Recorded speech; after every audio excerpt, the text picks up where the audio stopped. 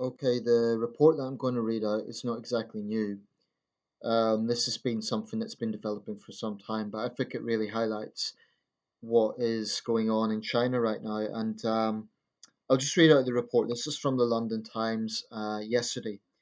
Today's lesson: learning to love Grandpa Xi.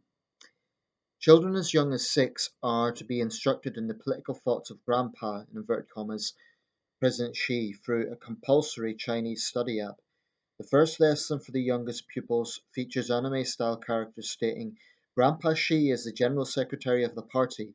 Grandpa Xi is the President of China. Grandpa Xi is the Chairman of the Central Military Commission." This is for children, bear in mind. "Grandpa Xi is a leader we love." Depending on their age, children will be required to read 30 to 60 articles a year as homework, part of a new Communist Party campaign to push Mr. Xi's demand that political and thought education should begin at an early age. The app, run by the People's Daily, the party newspaper, will assign accounts and numbers to each child, and authorities can use these to track activity. Schools began to instruct parents to download the app yesterday. One school's note circulated on social media states, "Let our little hands hold the big hands to study the new thoughts and become successors of the communist cause." The app is designed to complement a new school curriculum introduced in February, which demands that schools teach pupils the political thoughts of Mr. Xi, 65. Articles on the mobile app are designed to be age appropriate.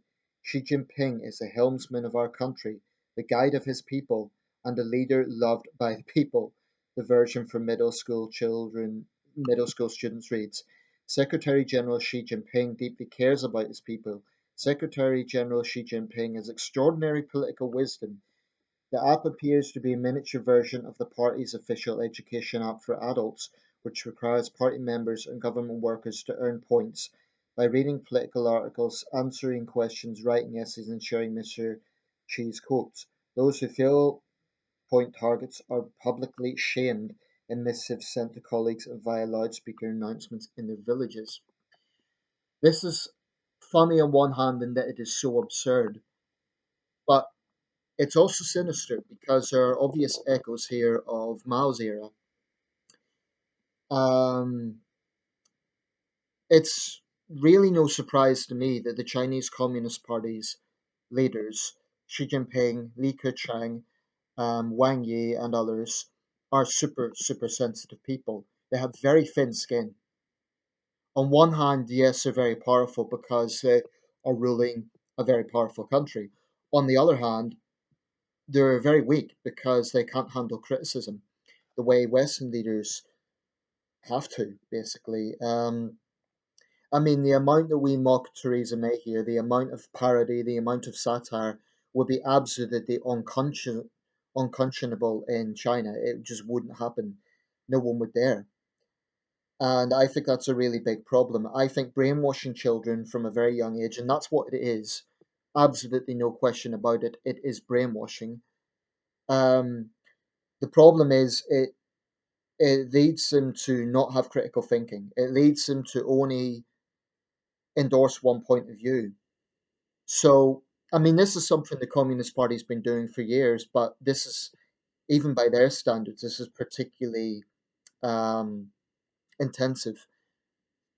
I mean, very often when Chinese students come to the West and they parrot party lines, and this is not to generalize, but it's very common. I've spoken a few times about that nationalistic influence. This is where it comes from. I mean, you can understand it. You can hardly even blame them.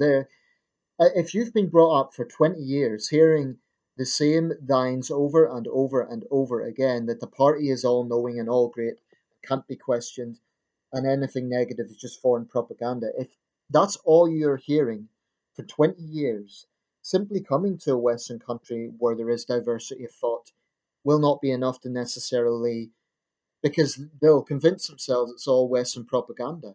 I've been in debates with people who have this mentality, and I have no doubt they will come to this video and tell me that I'm ignorant, that I don't understand Chinese culture, that I don't understand the Communist Party, or that it's being reported wrong. That's another common one to shoot the messenger. This is happening, and I've seen it. I've seen Chinese textbooks directly, not just from newspaper reports. I have seen them, and this is really happening, and it's very sad because it's depriving millions of young Chinese from thinking critically, from gathering knowledge about the world, from forming their own opinions on things.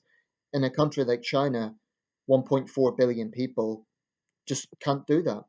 Sure, there is plenty of debate within Chinese social media about all sorts of things, about music, about film, about certain things going on in society. There's plenty of debate about social issues. For example, I don't know, mistress shaming and aunties scamming people and just all that sort of stuff. And that's good. But when it comes to questioning the party, that is still incredibly taboo in China, and it's pretty much impossible unless you want to get fired or harassed by the police or indeed by your neighbors, because with this is growing nationalism as well.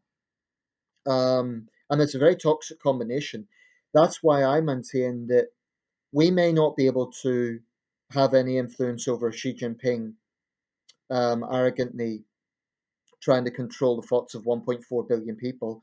But what we can do is be far more assertive in how we deal with the Chinese government. What I mean by that is, I have long believed that the West needs to be far, far more outspoken, not just on human rights issues, also on Beijing's arrogant refusal to respect our sovereignty. I mean, for years, Beijing has been trying to interfere in Western universities with their so called Confucius Institutes and by stirring up nationalistic sentiments and stirring up love for the party among the Chinese diaspora. And not everyone's taken in by this. Don't get me wrong, I'm not saying all Chinese people are, mindless sheep. I'm not saying that for a second. But when you have this sort of power, it has an influence. And that's very troubling because it means that she can then consolidate absolute power. He already has a lot of power. He's the most powerful leader since Mao, far more than Hu Jintao, far more than Jiang Zemin, even more than Deng Xiaoping. What this man is doing is trying to be an emperor for life. And that's what I call him, Emperor Xi. I think it's an appropriate nickname. But when these arrogant Chinese politicians come to Western countries and journalists ask them uncomfortable questions, instead of having a tantrum, they should accept that their agenda is not going to work outside China. Australia's recognised it, New Zealand's recognised it, and the United States have recognised it. Canada's starting to recognise it. Britain, we were too distracted by Brexit, but we need to see what's going on here.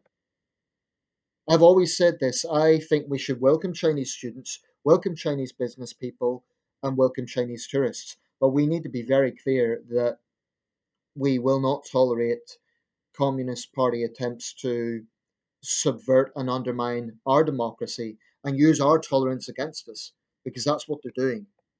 I'm sick and tired of hearing the Chinese regime demand apologies and whinge and cry about their hurt feelings.